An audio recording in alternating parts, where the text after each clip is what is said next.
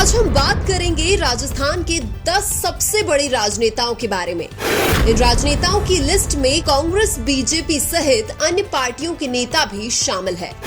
तो इस लिस्ट में नंबर 10 पर आते हैं टीकाराम जूली। कांग्रेस के टीकाराम जूली वर्तमान में राजस्थान की विधानसभा में विपक्ष के नेता हैं। अलवर के रहने वाले टीकाराम जूली राजस्थान की विधानसभा में विपक्ष की भूमिका बहुत ही अच्छे से निभाते हैं। टीकाराम जूली कई बार अपने तीखे सवालों से विधानसभा में बीजेपी की बोलती बंद कर देते हैं। टीकाराम जूली अनुसूचित जाति यानी एससी समुदाय से आते हैं, इसलिए जातीय समीकरण को ध्यान में रखते हुए टीकाराम जूली को कांग्रेस ने विपक्ष का नेता बनाया था। टीकाराम जूली केवल विधानसभा के अंदर ही नहीं बल्कि बाहर भी अपने सवालों से बीजेपी को घेरते हुए नजर आते हैं। इसलिए टीकाराम जूली को राजस्थान के बड़े राजनेताओं की लिस्ट में रखा गया है। और इस लिस्ट में नंबर 9 पर आते हैं राजेंद्र राठौड़। हम आपको बता दें कि राजेंद्र राठौड़ राजस्थान की बीजेपी के एक वरिष्ठ और एक अनुभवी राजनेता है। राजेंद्र राठौड़ पिछली गहलोत सरकार के दौरान विधानसभा के अंदर विपक्ष के नेता रह चुके हैं। राजेंद्र राठौड़ लगातार 7 बार विधायक बनने का एक अनोखा रिकॉर्ड अपने नाम कर चुके हैं। हालांकि 2023 के विधानसभा चुनाव में दुर्भाग्यवश राजेंद्र राठौड़ चुनाव हार गए थे। राजेंद्र राठौड़ भले ही पिछला विधानसभा चुनाव हार गए हो, लेकिन वो जनता के एक पसंदीदा राजनेता है। यही नहीं, चुनाव हारने के बाद भी राजेंद्र राठौड़ बीजेपी हाईकमान के भी एक भरोसेमंद राजनेता है। राजस्थान में राजेंद्र राठौड़ कई बार सड़कों पर उतरकर भी जनता की लड़ाई लड़ते हैं। इसलिए राजेंद्र राठौड़ को राजस्थान के बड़े राजनेताओं की लिस्ट में रखा गया है।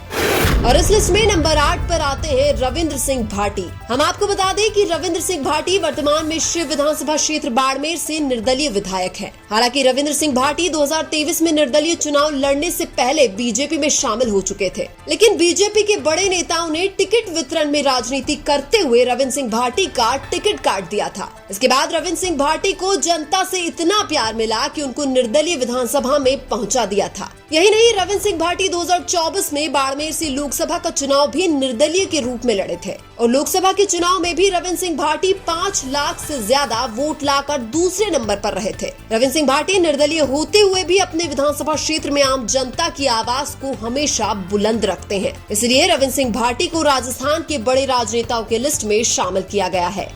और इस लिस्ट में नंबर 7 पर आते हैं भजनलाल शर्मा। हम आपको बता दें कि भजनलाल शर्मा वर्तमान में राजस्थान के मुख्यमंत्री हैं। बीजेपी ने 2023 की विधानसभा चुनाव में बहुमत प्राप्त होने के बाद दिल्ली से पर्ची भेजकर भजनलाल शर्मा को मुख्यमंत्री बनाया था। हालांकि भजनलाल शर्मा के पास राजस्थान में कोई बड़ा जनाधार नहीं है, न ही वो कोई अनुभवी राजनेता है, लेकिन राजस्थान के मुख्यमंत्री होने के नाते भजनलाल शर्मा को राजस्थान के बड़े राजनेताओं की लिस्ट में शामिल किया गया है।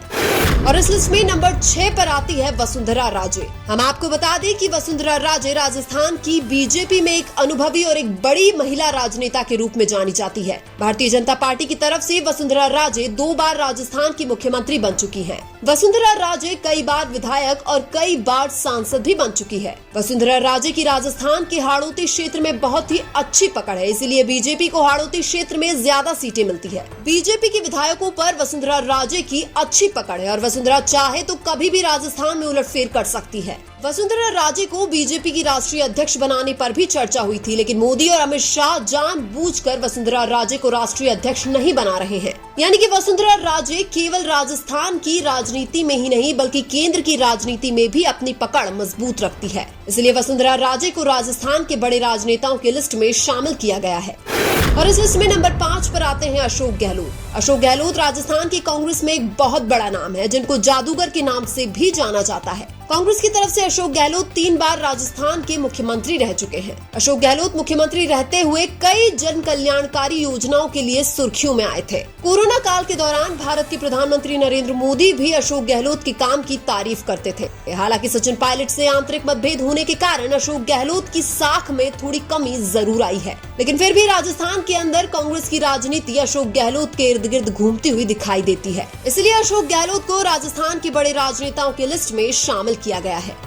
और इस लिस्ट में नंबर 4 पर आते हैं राजकुमार रूट। हम आपको बता दें कि राजकुमार रूट वर्तमान में बांसवाड़ा से भारत आदिवासी पार्टी के सांसद हैं। पिछले कुछ सालों में राजकुमार रूट ने राजस्थान की राजनीति में एक उभरते हुए युवा नेता के रूप में अपनी पहचान बनाई है। पहली बार 2018 में राजस्थान की विधानसभा में सबसे युवा विधायक बनने के बाद राजकुमार रोट ने पीछे मुड़कर देखा ही नहीं। दक्षिणी राजस्थान में राजकुमार रोट की भारत आदिवासी पार्टी का एक तरफा प्रभाव देखने को मिलता है। वर्तमान में 5 सीटों के साथ राजकुमार रोट की भारत आदिवासी पार्टी राजस्थान की तीसरी सबसे बड़ी पार्टी बन गई है। लोकसभा चुनाव 2024 में राजकुमार रोट ने 2.5 लाख वोटों से चुनाव जीतकर एक नया कीर्तिमान स्थापित किया था, जिसके बाद राजकुमार रोट राजस्थान की राजनीति में सबसे बड़े युवा नेता के रूप में जाने जाते हैं।